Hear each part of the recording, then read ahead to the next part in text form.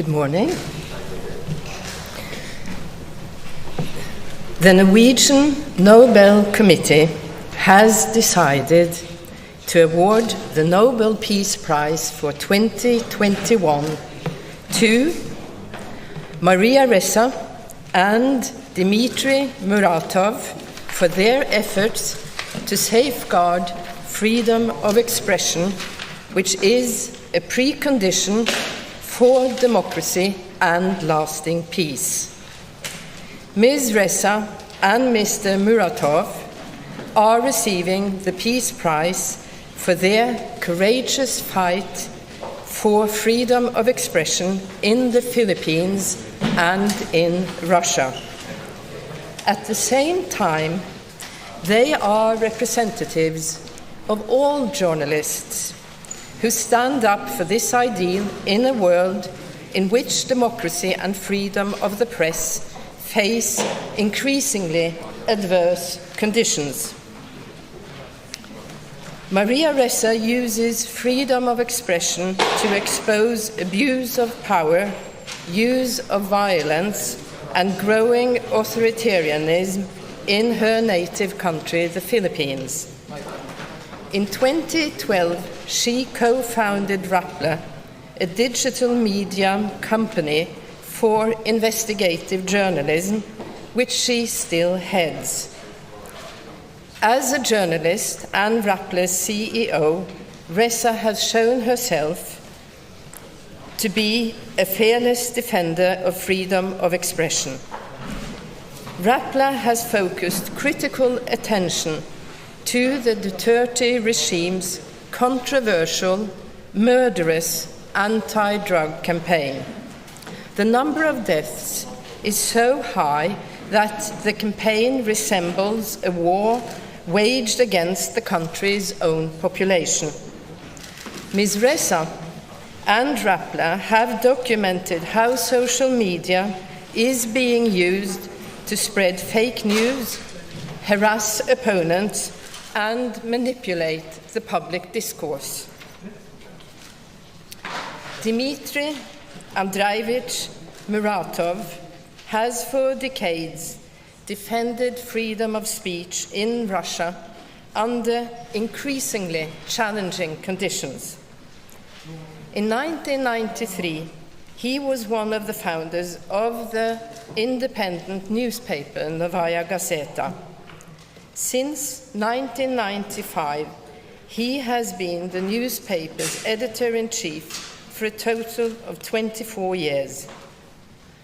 Novaya Gazeta is the most independent newspaper in Russia today, with a fundamentally critical attitude towards power.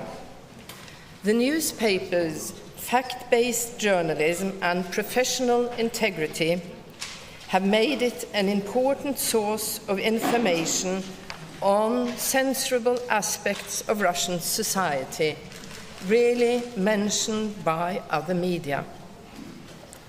Since its startup in 1993, Novaya Gazeta has published critical articles on subjects ranging from corruption, police violence, unlawful arrests, electoral fraud, and troll factories, and to the use of Russian military forces both within and outside of Russia.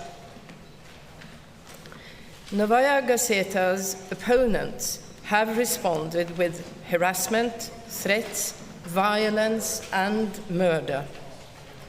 Since the newspaper's start, 6 of its journalists have been killed, including Anna Politkovskaya, who wrote revealing articles on the war in Chechnya.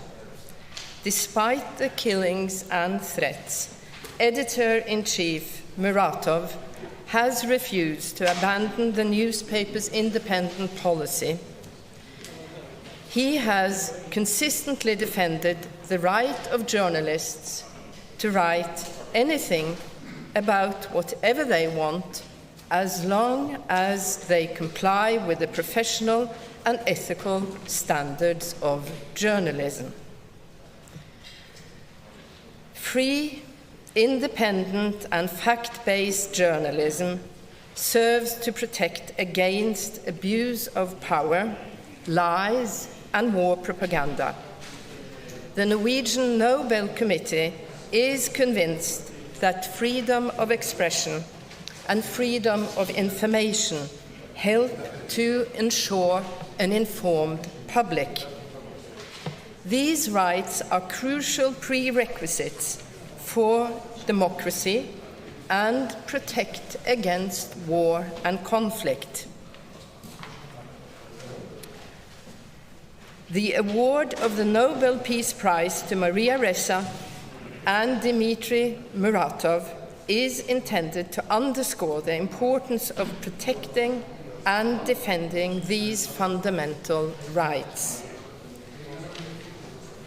Without freedom of expression and freedom of the press, it will be difficult to successfully promote fraternity between nations, disarmament, and a better world order to succeed in our time. This year's award of the Nobel Peace Prize is therefore firmly anchored in the provisions of Alfred Nobel's will. Thank you very much. Madam Chair, I don't know whether to say congratulations or thank you, maybe both. I may congratulate you. To what extent does a prize for journalists promote peace?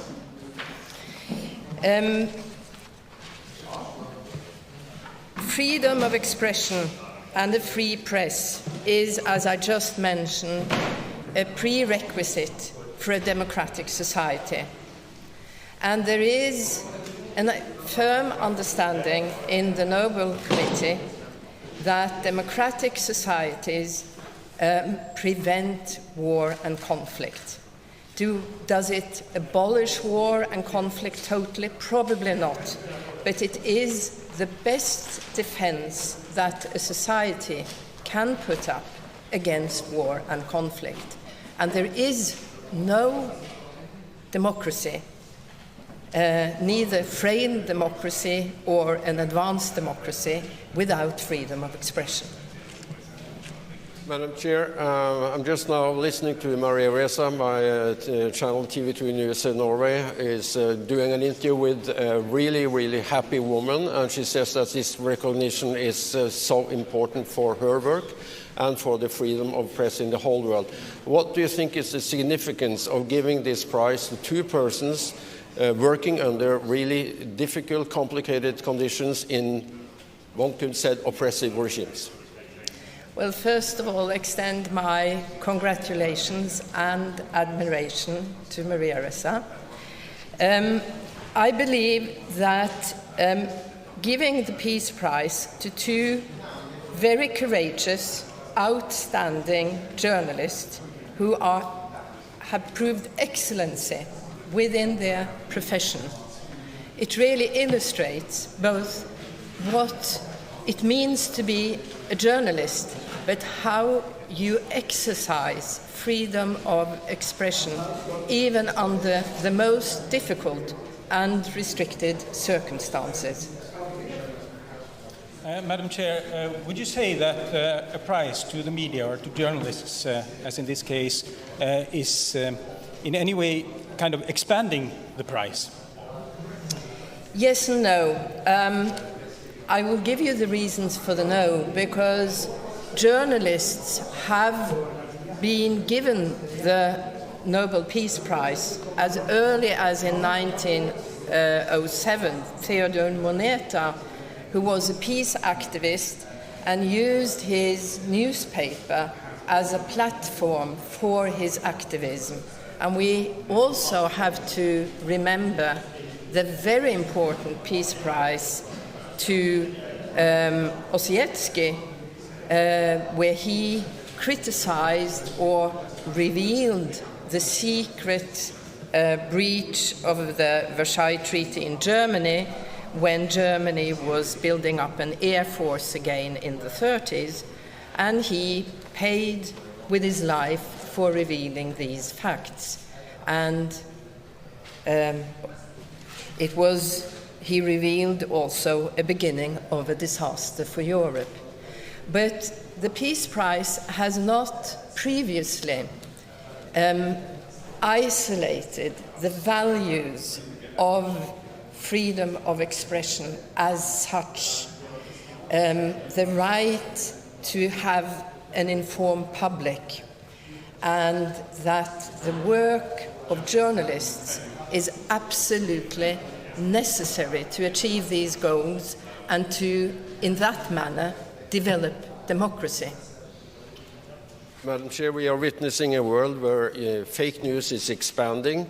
We all witnessed what happened in the United States when the former president did not accept the result of the election. How important do you think it is to really stand by for free journalism, free press, the free speech award?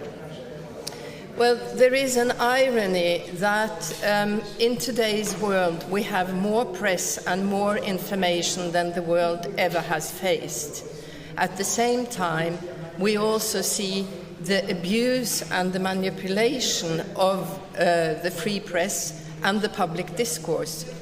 As with fake news, this is one of the issues of Maria Ressa. She is very critical to the use of Facebook to manipulate the public debate. And freedom of expression is full of paradoxes, and conveying fake news and information that is propaganda and untrue is also a violation of freedom of expression. And all freedom of expression has its limitations. That is also a very important factor in this debate. Madam Chair, my name is Bibiana Piena. I'm with the Norwegian News Agency. I have two questions for you. First, the last years, the Filipino government has led a crackdown on journalists, a very serious one. Now we see the same thing happening in countries like Afghanistan. What impact do you hope this prize will have on regimes like Philippines and Afghanistan? That's the first question. My second question is regarding not this year's prize, but the prize from 2 years ago to Abiy Ahmed. He is now waging a war in the Tigray region in Ethiopia. He has recently expelled several senior UN officers. Has Mr. Ahmed lived up to the expectations of the Nobel Committee? Today I will not comment on other Nobel laureates and other issues than we have on the table today. But I can mention that the situation for freedom of press in Ethiopia is very far from ideal and is facing severe restrictions. This prize will not solve the problems that journalists or freedom of expression is facing, but what we do hope is that it will shed a light on the importance of the work of journalists and also shed a light on how dangerous it is to exercise freedom of expression not only in places currently facing war and conflict, but really all over the world.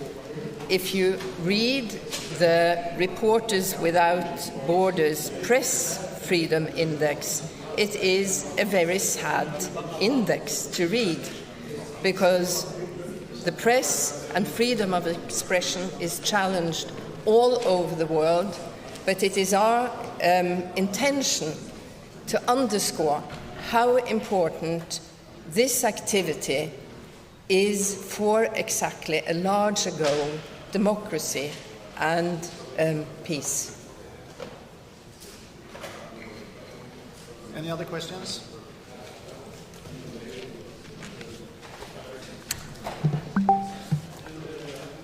Thank you very much.